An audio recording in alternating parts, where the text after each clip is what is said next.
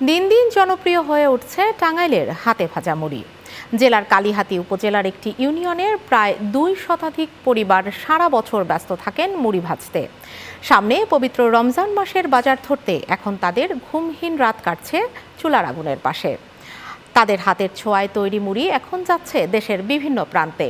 টাঙ্গাইল থেকে তোফায়েল আহমেদ রনির পাঠানো তথ্য ও চিত্রে ডেস্ক রিপোর্ট।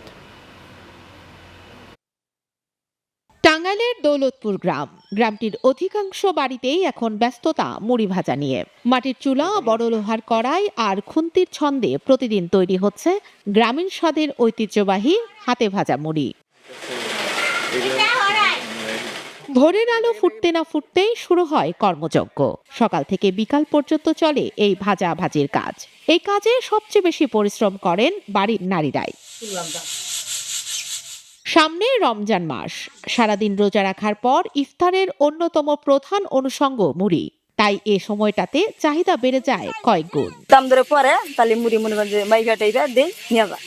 10 দিন আগে মুড়ির বায়না দেওয়া যায়, যে বায়না দিয়ে গেলাম 2 বস্তা লাগবো, 100 কেজি লাগবো, 50 কেজি লাগবো, এবার আর নেয় না। যুগ যুগ ধরে চলে আসা এই পেশা এখন ঐতিহ্যে রূপ নিয়েছে। দেশের বিভিন্ন জেলা থেকে পাইকাররা এসে কিনে নিয়ে যান এই মুড়ি। মহিলারা যেভাবে মুড়ি ভাজে তাতে অনেক কর্মসংস্থান হয়েছে। দেখা ছেলেরা বাইরে কাজ করে, এতে মেয়েদের অনেক উপকার হয়। অনেক সুন্দর মুড়ি ভাজে, এটা প্রশংসার কারণে আমাদের গ্রামে সেই অনেক দিন আগে থেকেই মুড়ি ভাজা চালু হয়েছে। এই শিল্পকে আরো প্রসারিত করতে এবং কারিগরদের সহায়তায় প্রয়োজনীয় উদ্যোগ নেওয়ার কথা জানিয়েছেন স্থানীয় প্রশাসন। সরকারি কোনো সহায়তা অথবা ঋণ কার্যক্রমে সম্পৃক্ত হতে চায়, সেক্ষেত্রে আমরা তাদেরকে বিভিন্ন সরকারি দপ্তরের মাধ্যমে তাদের সুদমুক্ত যে ঋণ, সে বিষয়ে আমরা সহযোগিতা করব। চুলার আগুনে জ্বলে শুধু মুড়ি নয়, জ্বলে ওঠে শত পরিবারের স্বপ্নও। গ্রামের মাটির চুলায় টিকে আছে এক ঐতিহ্য। এবার প্রয়োজন টিকে থাকার নিশ্চয়তা।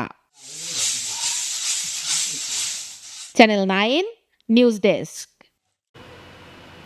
বেনাপোল স্থলবন্দর দিয়ে 6 দিনে 2100 মেট্রিক টন ভারতীয় চাল আমদানি করা হয়েছে।